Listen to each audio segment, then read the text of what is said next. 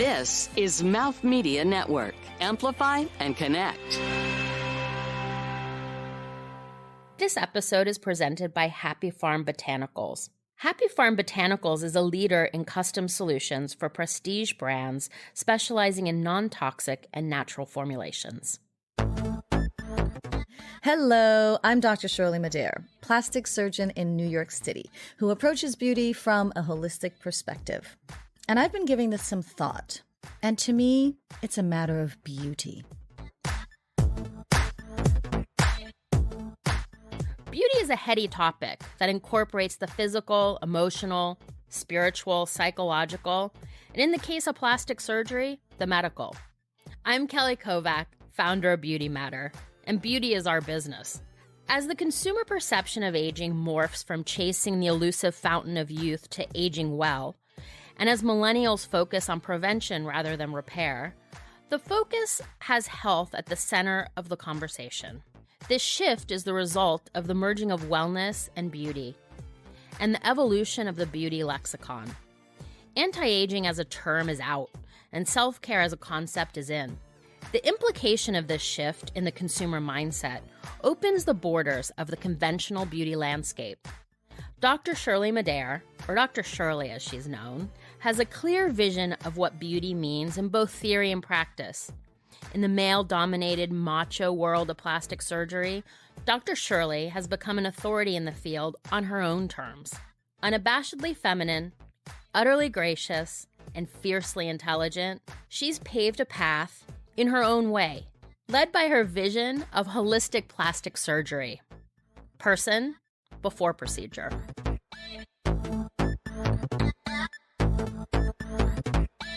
So Dr. Shirley, thank you for coming and talking about all things beautiful today.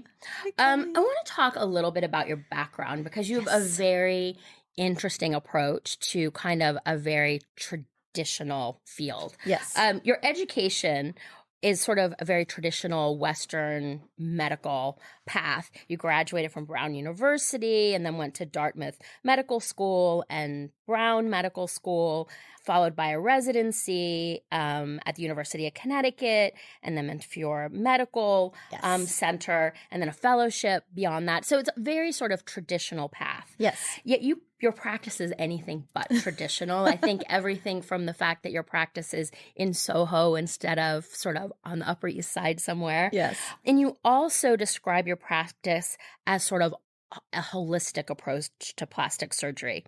Like, what does that mean exactly? And is that something that you kind of had in your mind on the outset, or is it something you've kind of grown into and it's evolved? Firstly, thank you so much for having me here. I am honored to be in your presence. Thank you. I have so much love and admiration and respect for you, so I am grateful. Thank you.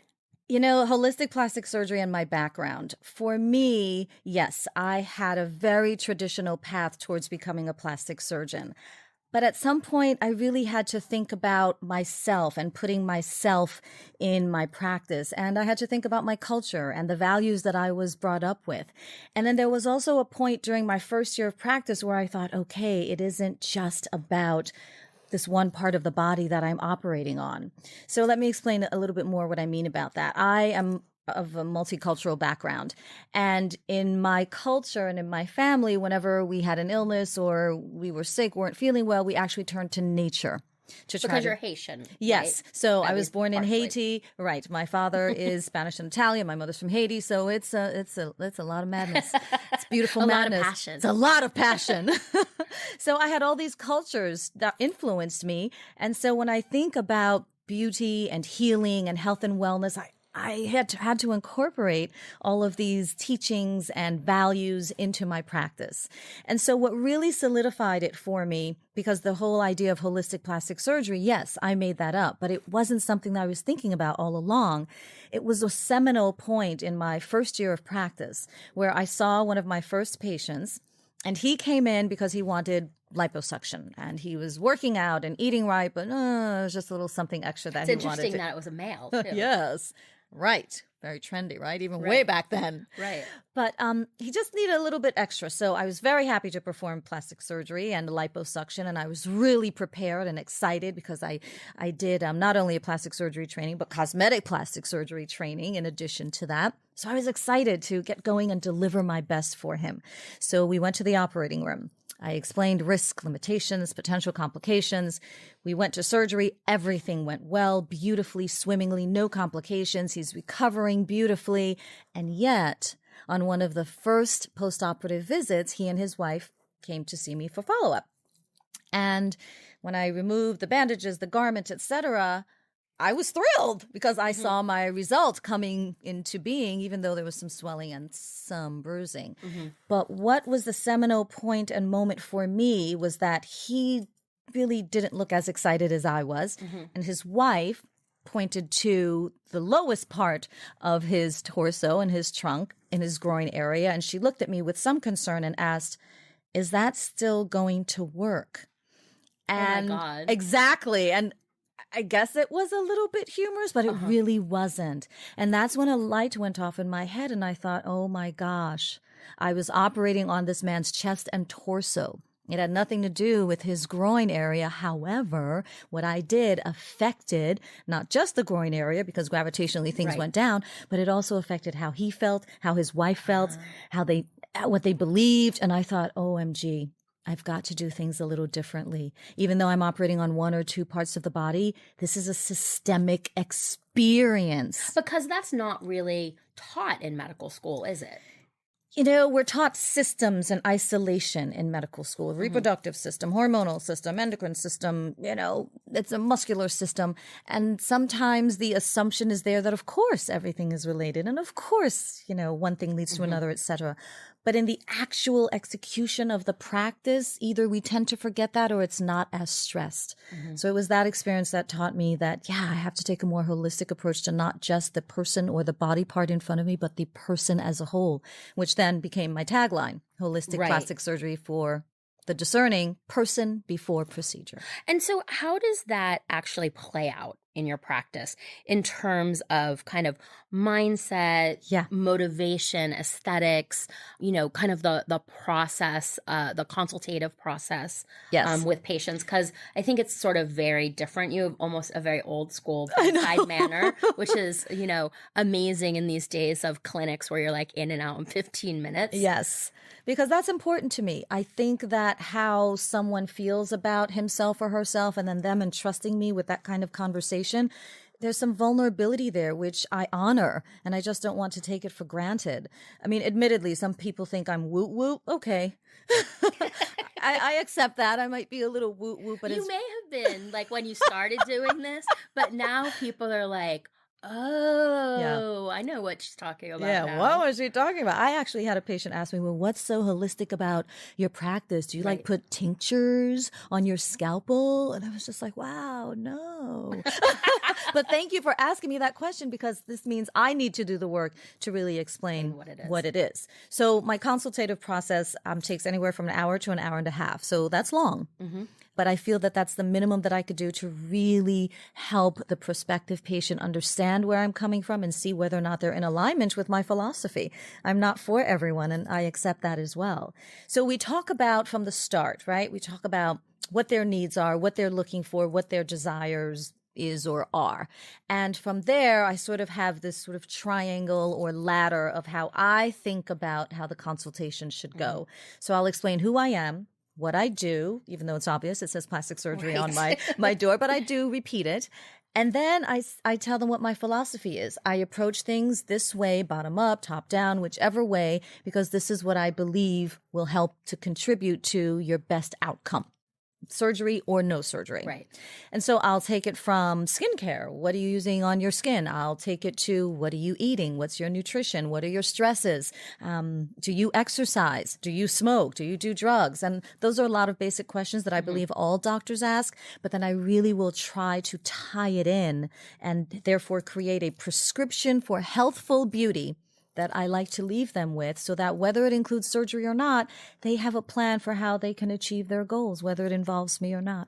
You know, I think it's very interesting because it kind of ties into I don't know that it's a new trend, but people are talking about this whole, it's not even a concept, it's an actual practice of psychodermatology. Yeah. Which I find fascinating because it is a thing. Yes. And you actually have to go through 2 residencies, Yeah. both like dermatology and psychology. And, you know, I know that you also believe, because I've, you know, heard some of other interviews you've done, that you really believe that procedures have an ability to heal in a way that goes beyond sort of the physical cutting.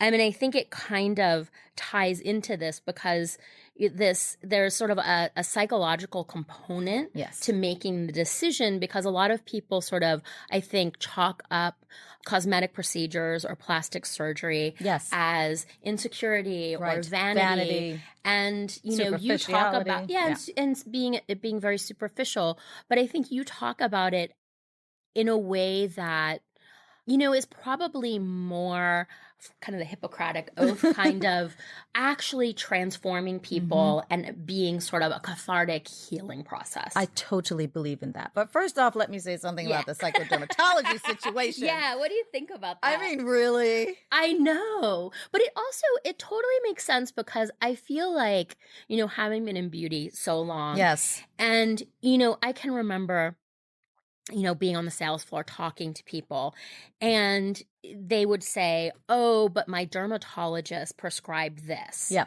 And they would look literally like their face went through a meat grinder. And I think, you know, for so long, you know, doctors have this, and they should, credibility, they go to school, whatever.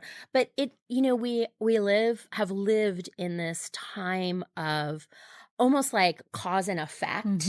And so you're treating, you know, oh, you know, you have a pimple, I'm going to put this drying lotion on it, rather than saying, okay, what's the source? Or what caused the pimple? What caused the pimple? Thank you. So I think that's why I think the whole, what do they call it, psychodermatology or whatever. Yeah. You know, there is this connection between, you know, I've seen people with, and I think it's one of those moments for me when I worked at Dennis Grove Skincare and we had this peel. And we could literally transform people's skin. Yes. And so people who have acne are incredibly self-conscious. Of course. And so, understandably. so the ability to do or give someone something that can give them confidence is so rewarding. And powerful. So there is that kind of, maybe, you know, they're making it to be a bigger thing than it is. Yeah. But I think we can't like discount the psychology. I do but not can you think... talk about sort of this healing that you've seen happen? Of course. Well, I don't know about the term psychodermatology and the new study, but really, there's psychology in everything that we do. There should be. Particularly in beauty, all forms of beauty, and you can speak to that with your beauty experience, and most definitely with plastic surgery. There is psychology in everything that we do. And I think the psychology of beauty is particularly complex because I think that beauty is something that we are innately, as it's fundamentally human. It's in our DNA. I think it's something that we as humans are innately attracted to. So the pursuit of it, the maintenance of it, the going for it and doing what it is that we feel that we need to do to feel beautiful and attractive should not be discounted. And I think that it is transformative. Not only is beauty or when you perceive yourself to be beautiful, not only is that transformative, but it's also empowering. So for me, I think that one of the things that led me to this field, or why I think I'm aligned with it, is because I think that that's part of my mission, to help each person bring out their best version of themselves. And it just so happens to be that I do it through the language of beauty and procedures. But I think it's transformative.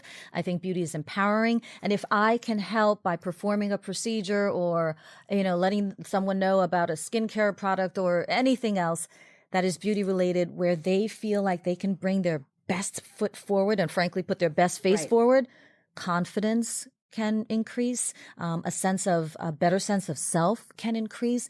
And I think that reverberates. Boy, if you're feeling beautiful and confident, maybe you smile to the person walking down the street and maybe that smile, you know, just changes that person's mood.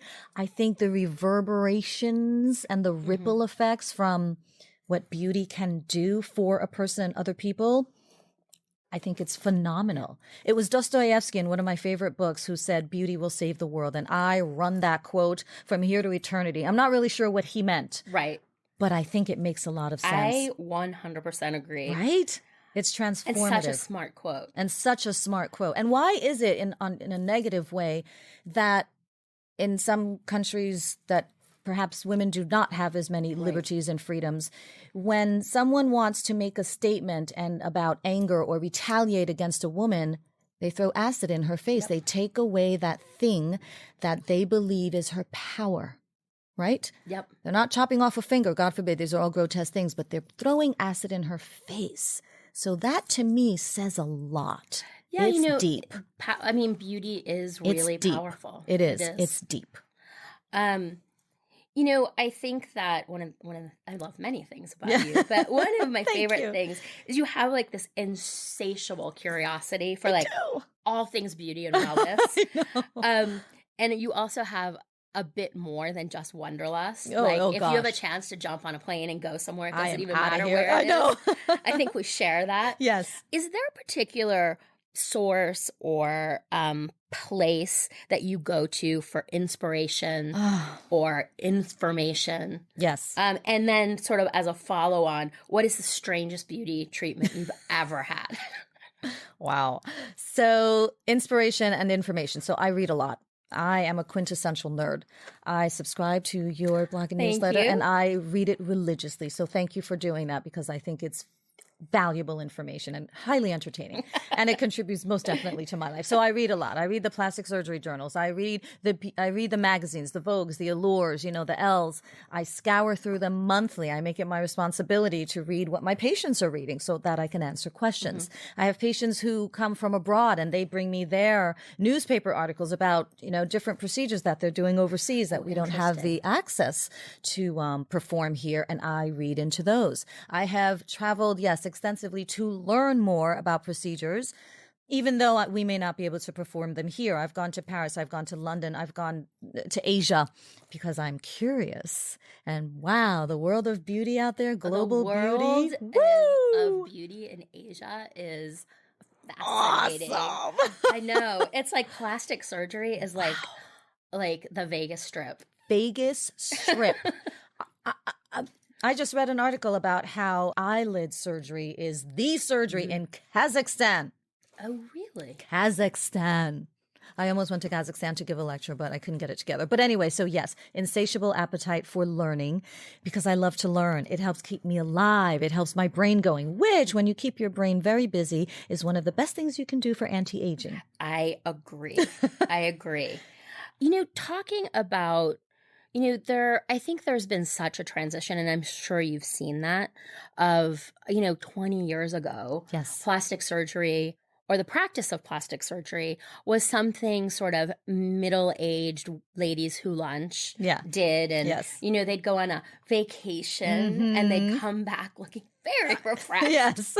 And also there was this moment where you could look at someone's boobs, nose, lips, and immediately identify like who did the work, which is kind of like a weird branding exercise. Yes. But I feel like we're kind of going away from that a little bit, and we're sort of like going towards a more natural look. Can you talk about a little bit of kind of the evolution? And I mean, at the end of the day, you're an entrepreneur as well. Yes. You have, you have your own practice. I do. So you also have to think of like the business implication. I do. Of sort of the changing of aesthetics and times. And yes. so are you ahead of the curve on those things? Or like how does it actually play out in a business sense? So, my father is a corporate banker. And he often said to me, "You're not a very good businesswoman." I'm probably not. Am I entrepreneurial? Yes, I do have my own practice. And I think yes and no in answer to your question. So let's see how it plays out in my practice. I think that the sort of return to a more natural look is not new for me. Right. I actually have a bit of a reputation as, if you want a natural, subtle look, outcome, result, go to Dr. Shirley. So I think I'm known for that, and I have been doing that. But the fact that we're sort of coming back around to that, I'm not sure that everyone will ascribe to that aesthetic, because there are certainly lots of people in this world who still like the extra, who still like that ba ba boom. You were actually doing the tweakments before they were a Yes, thing, right? I was totally doing the tweakments before they were a thing. When I first read that tweakment, I thought, okay, that's interesting. That's what I do. That's tweak. what I do. I've been doing. I like tweaks. How it plays out in business, good ways and not so good ways. I guess good ways is that in terms of branding, I never intended to brand myself as the natural, plastic surgeon type of thing. It just sort of happened because those were a lot of the results that I was getting, and that's what people talked about amongst their friends. Right. How it doesn't work out in my practice, at least in my practice, is that I sometimes say no. I sometimes say no to patients when I think that there's a result that I cannot deliver or will not deliver for them. I have had patients walk in and show me photos of celebrities, and they're looking 180 degrees different from the celebrity, and that's not work that I feel comfortable that I could do for them. I have actually had patients fill out a questionnaire, and when I ask, what are your previous procedures or what have you done? And if they say only one thing, and it's quite obvious to me that there are multiple things that have been done. I mean, there's a trust and an integrity honesty there that's lost, and therefore I do not work with that patient. So how it plays out in my practice is in very interesting ways. I still read a lot. I still go to conferences and conventions and learn about new inventions and innovations, but I'm very cautious about bringing them into my practice. But what are some of the advancements that you think we're going to see in not only procedures, but also sort of technology and, that will impact kind of how you practice medicine? Absolutely. Well, there are innovations that are coming, such as I definitely think there's going to be more devices in the world of aesthetics. I'm interested in a few of them, not excited about all of them. I think technology will play a huge role. Technology is already playing a huge role in medicine and health and wellness as they are. And then they will definitely extend into aesthetics. Some of the innovations that I know are coming and are currently being worked on that I'm excited about are DNA. I think using your DNA as much as you can, some SNPs here, some, proteins there, and incorporating that into health, wellness, and aesthetics based on my DNA or based on some of my genes or proteins. What's the best moisturizer for me? I think that's super exciting. And innovations in cellulite. That's coming. Really exciting. One of the most interesting things that I hadn't really thought about it. Yes. I went to a conference recently and there was a lot of conversation about AI. Yes. Which is fascinating and scary. Scary at the same time. Agreed. And you also have these sort of people who are sort of proponents of the good that it can do. Yes. And then you have sort of the conspiracy theory, like robots are going to take over the world. Right. But someone had a really interesting application for machine learning and AI for medicine. Yes. And they actually said that there could be a time in the future where it would be considered malpractice to not have sort of an AI component to the diagnostic process. Wow.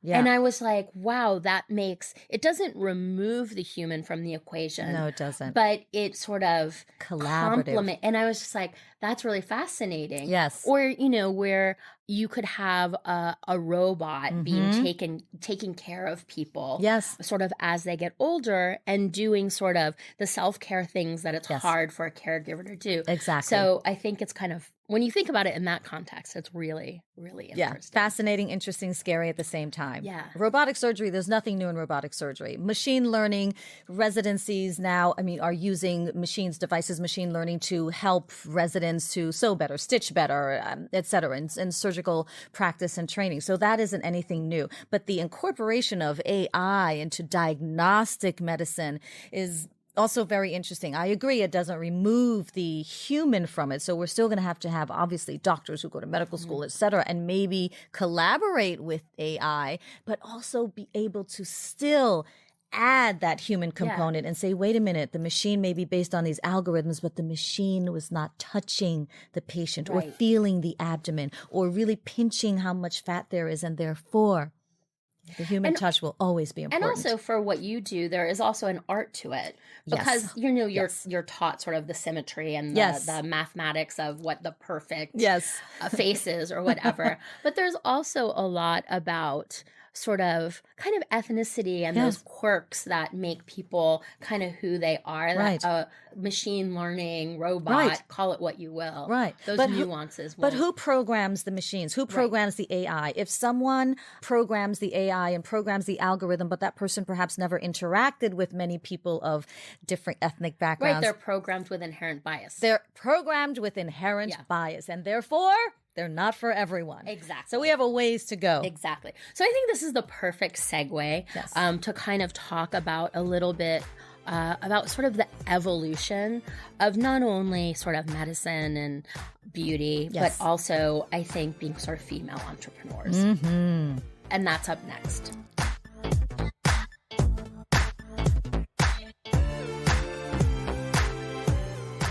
And now, here's our Trend Minute, brought to you by big thinkers that aren't afraid to make predictions. I'm Navaz Batliwala from The Beauty Conversation, and I'm here to talk about trends. Disrupting dentistry. Now, this is part of a trend we've seen over the last 5 years, repositioning mundane rituals as pleasurable self-care activities. So we've been tracking the rise of aspirational personal care categories such as deodorant and hair removal products. And the latest sector to be reimagined is dentistry. So, for example, you're getting toothpaste and fancy dental floss by brands like Coco Floss and this French brand called Bouli 1803. It's very chic. Positioning their functional products really as part of a luxury self-care lifestyle. So the kind of consumer that thinks it's completely normal and fine to spend $30 on toothpaste from Net-a-Porter or Violet Grey in the same way that you would buy your Tom Ford lipstick. And then the dental clinic is the next up for reinvention.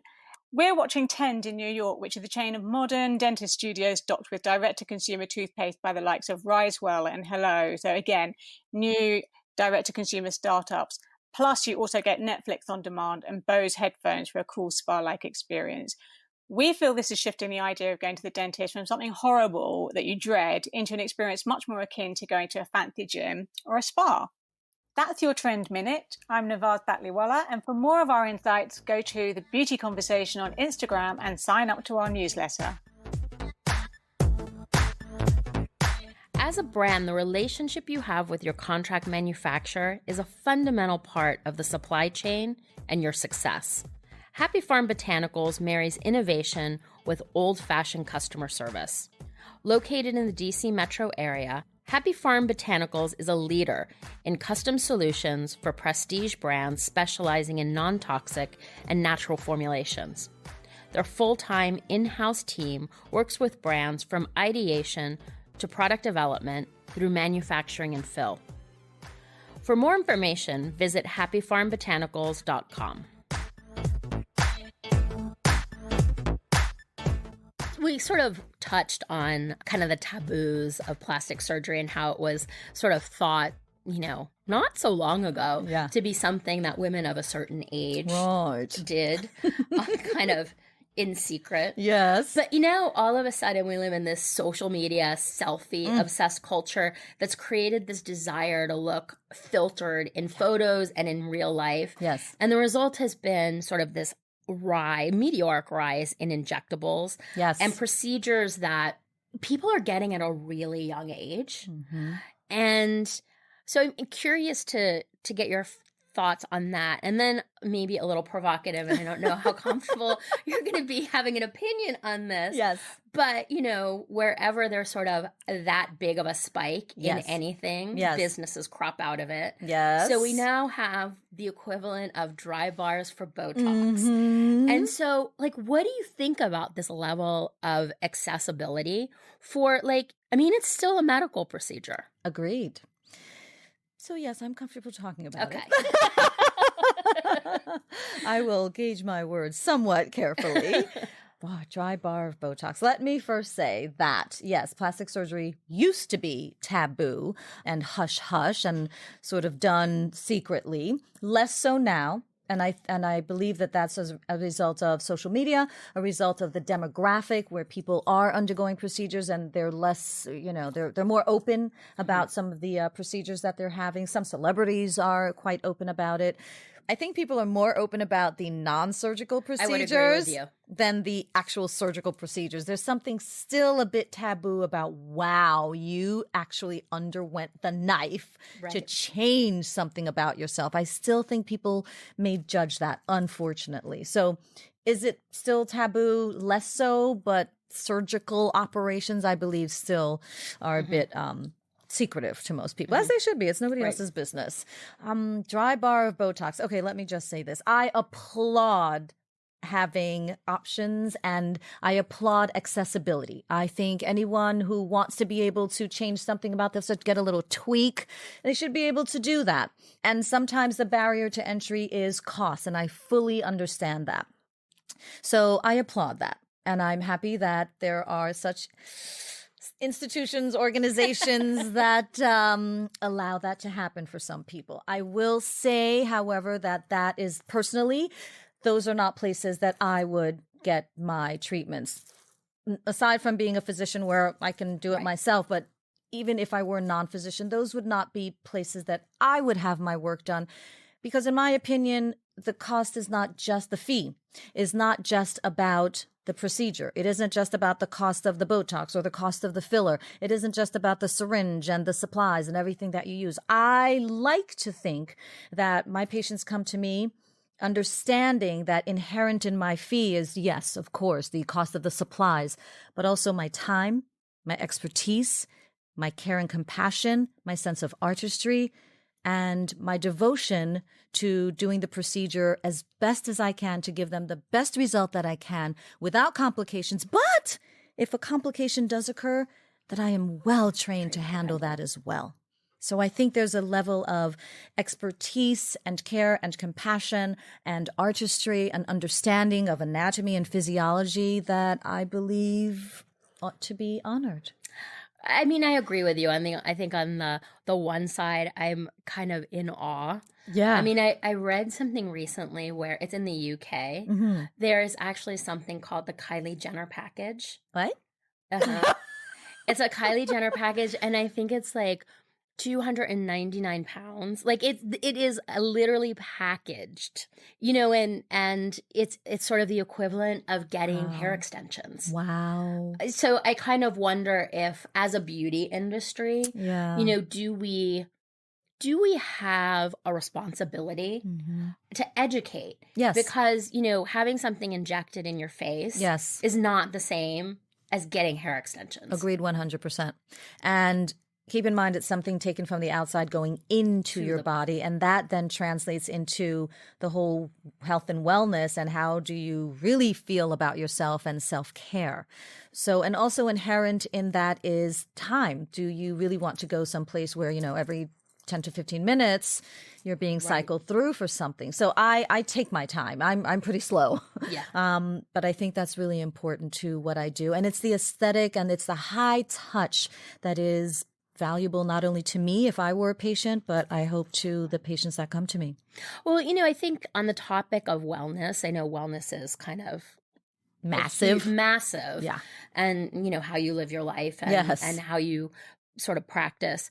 But, I think one of the most interesting things to me is what we've seen is this merging of beauty and wellness. So all of a sudden, we're seeing ingestibles on the shelves of Sephora. Yeah. And there's almost, I don't even know that there's a distinction. I think the two categories have merged. Yeah. And I think what we're beginning to see is that same sort of disruption happening in healthcare. Yes. Particularly when it comes to women. Yes. And I'm really interested in your perspective because, why do you think that it's taken so long for the medical community to realize that women and men have significantly different needs when it comes to their health? I mean, we have different plumbing. Yes, very true. We have, we go through kind of these fundamental changes in our lives. Childbirth, when you become a woman, going through menopause, and all these taboos are like being knocked down. Yes. Kind of at the same time where the plastic surgery taboos are being knocked down. Yes. But it's taken so long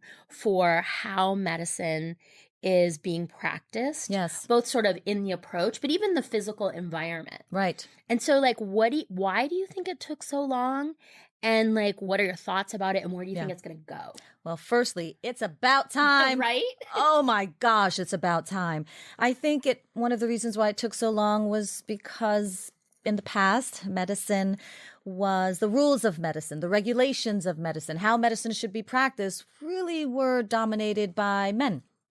And there was also some thinking that, we're all humans. And yes, men and women are different in fundamental ways, but we're all humans. And health-wise, we all need the same things. We all need our plumbing to work, even though our plumbing's different. We all need to have mental health. We all need to have physical health, medical health, etc. And because the systems are the same, everyone's got a liver. Most people have livers, gallbladders, intestines. And therefore, because the physiology or the anatomy is the same, then perhaps medicine should be the same for men and women.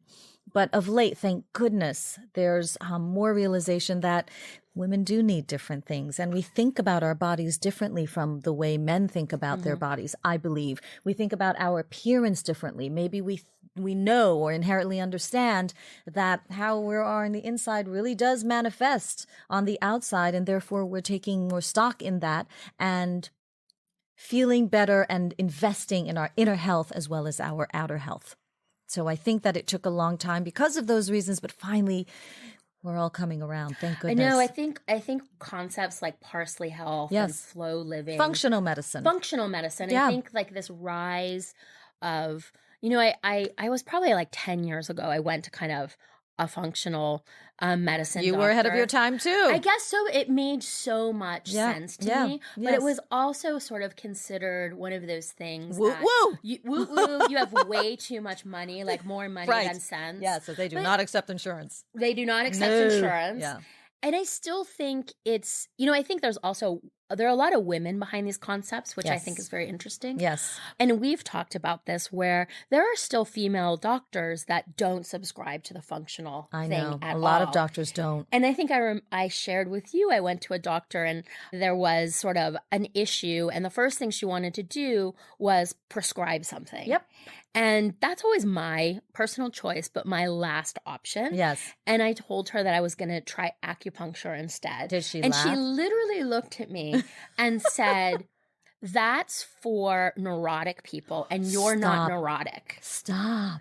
And I was like, okay, but I'm still going to do it. That's right. Good and for so you. I kind of feel like, do you think that kind of old school approach, and this is like, on Madison Avenue in New York, you would think kind of a more open-minded, evolved.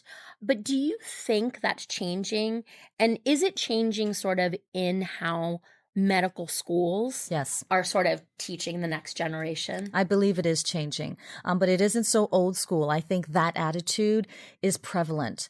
I do understand the push for functional medicine is definitely increasing and gaining momentum.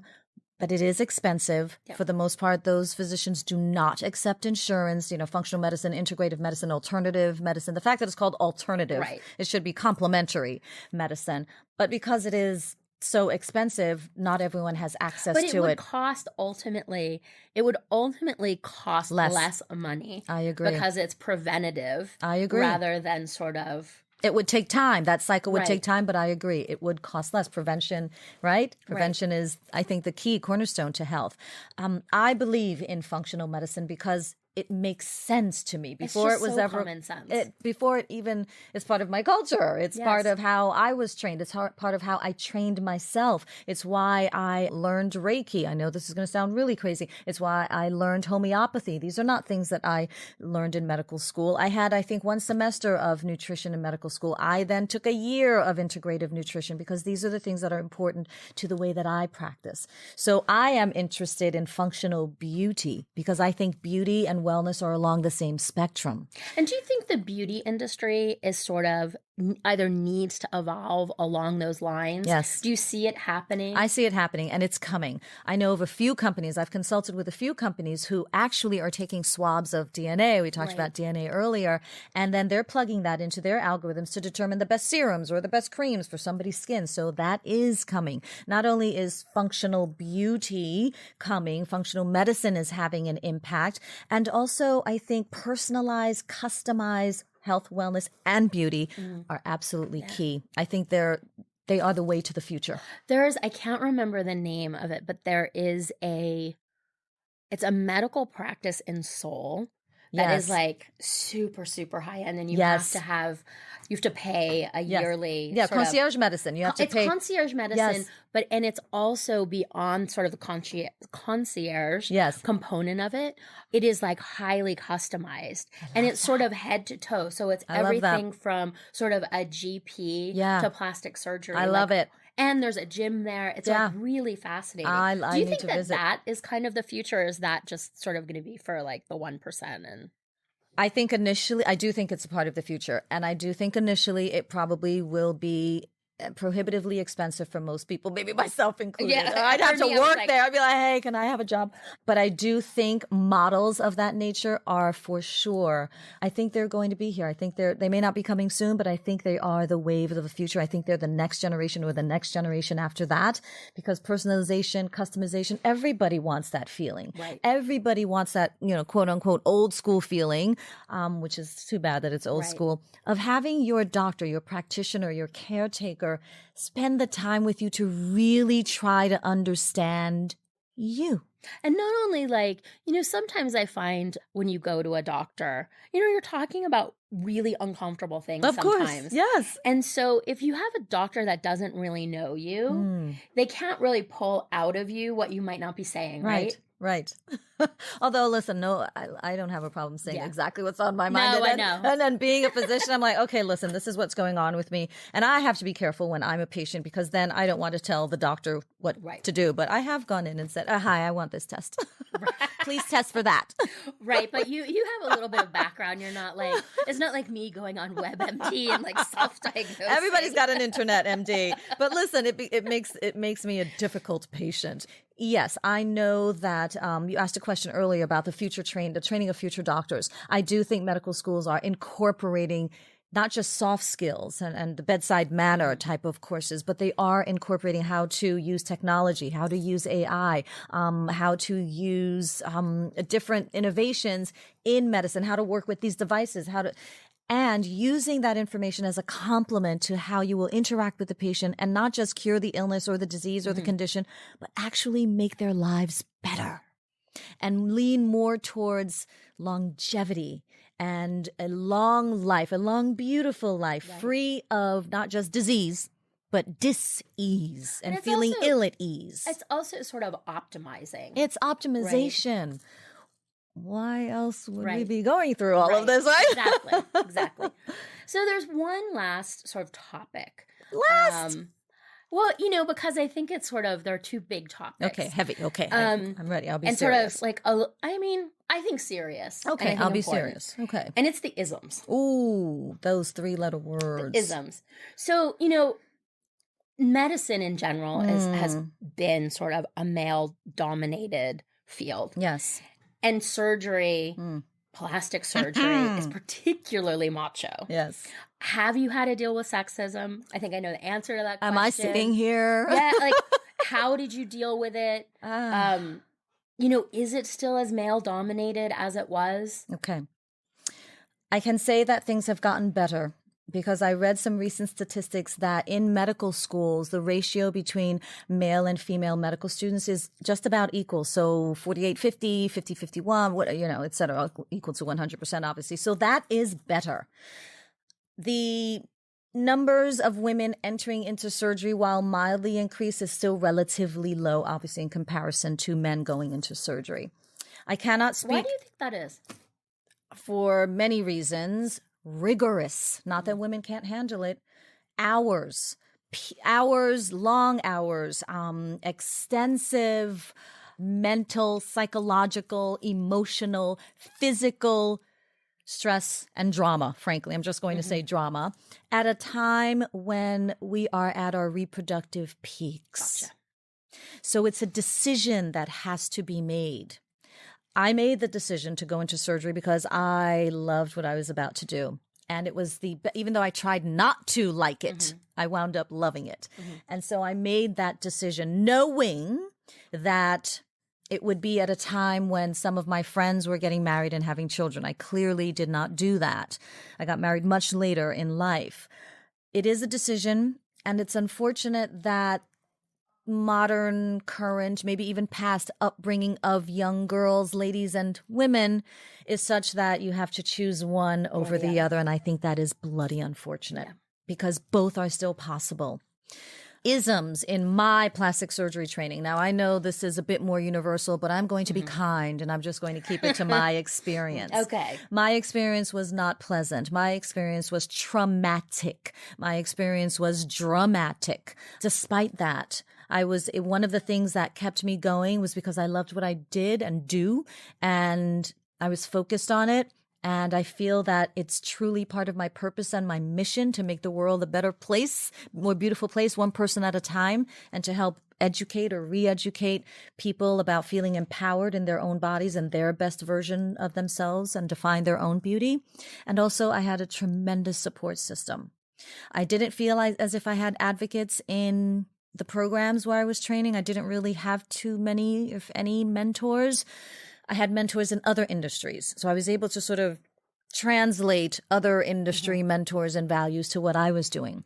And I have a tremendously supportive family and friends. I remember coming home one afternoon after some surgical thing. And it wasn't that there was a complication with a patient. Interestingly enough, throughout my surgical training, I learned how to deal very well with complications, with death, with other people's, trauma and drama. And yet internally, when I was exposed to the emotional and psychological trauma and drama of my own training, it was very difficult for me to handle. And I remember when I came home one afternoon, bawling, sobbing, in tears, like, snot, everything. I couldn't control. It was ugly. It was not beautiful. It was not a pretty thing. And it just so happens that my mom called me and I tried to get it together. My mom is a very strong woman and, buck up. So rather than give away that I was having a hard time, she asked me how I was doing. She asked me some other question. Well, how was your day today? And I lost it. Again, the snot, the ball.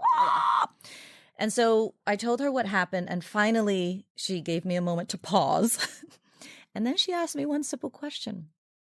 Do they know who you are? Oh my gosh, every time I tell that story, it warms me up. But what she meant by that was you have to remember who you are. And you have to remember that no matter what other people think about you and your abilities and your capabilities, even though they're judging you, they're scoring you, whatever, you have to know that you're here for a reason and you can do it. That's why you're there. That's why you were chosen. And you have to do it because it's what you wanted. So that is seminal. That was seminal for me. And so a lot of therapy also, right, and spiritual healing. And that's another thing that led me to, spirituality and, complementary medicine and Reiki and stuff like that.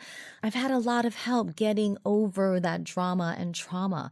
And it's unfortunate that for a lot of women in those programs that the psychological assaults and the emotional insults and the microaggressions, which very much sometimes can be macroaggressions, can hold some people back. But I'm here. I don't know if that means I made it. I think you absolutely made it. Thank you. But I'm grateful for, I used to joke around and say, I'm grateful for the haters because they taught me a lot about myself. And I'm grateful for the challenges because they taught me to persevere. And I'm grateful for the negativity because the negativity taught me to turn it around and transform them into positivity and things that I could learn from. So it has been super duper challenging, but I love what I do and I don't regret that I'm here. I think it kind of goes into something that we talked about over lunch. Yes. A few weeks ago. We did. And that's sort of this idea of ageism. And, is it sort of the last acceptable ism? And, we also talked about how there was a generation of women before us that kind of started chipping away at the glass ceiling that allowed us to sort of absolutely be who we are. Absolutely. And I know that you're sort of big in sort of giving back to kind of change for the next generation. Yes. But, I guess, what do you think hope will change? We've seen in the beauty industry that there's this whole sort of group of women of a certain age that are being sort of given retirement packages. And what I find is interesting is these are a lot of women who sort of started sort of kind of as the secretary, so to speak, and have worked their way up to presidents of divisions. Yep. And, they turn a certain age and they're being transitioned out. Yes. Yet, if you're a man, gray is good and you're being escorted into the corner office. Yeah. And, I think we're starting to see that where business and corporations are actually making boards have more women and more diversity. Yeah. What do you think is going to take for it to really change? Again, I think it's getting better, but we still have a long way to go. No ism is acceptable. No form of subtle misogyny is acceptable. I applaud the women who came before us because they did open the door, even though it's a crack. Yep. The door was previously closed. Exactly. And I do applaud the women who have the seat at that table, even though, albeit, their numbers may be small or low. So we've made progress, we've made headway, and if there's any way that I could be a part of that, I'm going to do it because it's important. I can't imagine a future where the world is amazing, better, fantabulous, oh my gosh, phenomenal, without women and our contribution. Right. We must be here. We must be at the table. We must be allowed to have not just allowed to have the conversation. We must be invited to have the conversations and have our contributions be valued. I think one of the positive things that I'm seeing sort of happen is, before, so say you chose to sort of stay at home and raise children. Yes. And your children go to college and, women have always gone through sort of, I guess, the empty nest. Yes. And I think, one of the cool things that I think is happening is that both women who have sort of chosen that path and women who are sort of being sort of shown the door are having almost this what's next moment. Absolutely. And having second careers. Yeah. And I actually think cool. it's those women that are going to kind of change the next generation. Yes. Because they've already proven themselves. Yeah. And now they're kind of doing things on their That's own right. terms. Yeah. I love that sort of, it's the art of the pivot. Yes, right? exactly. It's the art of a pivot, and inherent in that pivot is transformation. Right. They've proven to themselves, I've done this, I know I can do that, so why not? I love that. I think it's very exciting. And I don't know what my pivot will be, if I will have one. But I look forward to that. I hope no one is showing me the door and offering me a package. I mean, I'm self-employed. Well, I so. know. You're going to just show yourself the door. I would show myself the door. I mean, I don't think so. But I plan to and hope I can keep doing what I'm doing with modifications and enhancements and stay on course with my mission for a very, very long time. And maybe by then, either AI, Amazon, Google, or, somebody else, Apple, will figure out a way for me to live to 120 and even look better. So one last question. Yes. If there was one piece of advice that you could give to that young girl thinking about sort of a career in medicine, or that girl sort of in medical school or in residency that could make a profound impact on sort of her way forward, what would it be? Stay true to yourself. Stay absolutely true to yourself, because there will be so many situations where you doubt yourself, where you're not sure what you are doing or what you want to do. And that's okay to doubt and to question. But going back to center and knowing who you are and knowing what you want for yourself, I think that's invaluable advice. Thank you, Dr. Shirley. Thank you, Kelly, so much for having me on your amazing podcast. This has been beyond fantastic. Thank you so much. For Dr. Shirley, it's a matter of beauty. Her philosophy embodies the idea that aging gracefully may involve needles and scalpels, but it also includes nutrition and self-care. For her, being a plastic surgeon is a constant, challenging dynamic to provide service, be of service, to educate and teach, to listen, and to perform. Wellness has disrupted the world of beauty almost beyond recognition. In order to look good, you have to feel good. No longer is the focus only on external measures to enhance beauty. There has been a shift to a more holistic approach, a movement from artificial to organic, from cosmetic repair to ongoing prevention, from topicals to ingestibles, along with scientific validation that beauty changes everything. Given the shift in beauty towards wellness, owning your beauty, and all things natural, Dr. Shirley was way ahead of her time. While the industry and consumer preferences may have caught up with her holistic approach, she remains a role model.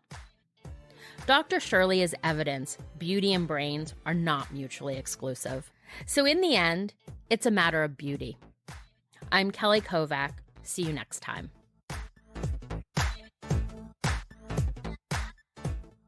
Hello, everybody. My name's Dr. Shirley Madhere, plastic surgeon in New York City.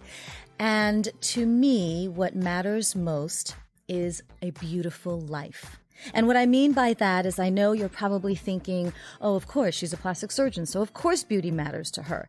Yes, it does, but not just beauty in the way that you would think about it, but truly holistic, beautiful life. So beauty on the inside, beauty outside of you, beauty in all of its forms, and living the best life you can, for me, is a beautiful life. It's a Matter of is a production of Beauty Matter LLC, copyright 2020. You can find more content and insights on beautymatter.com and follow us on social media at Beauty Matter Official.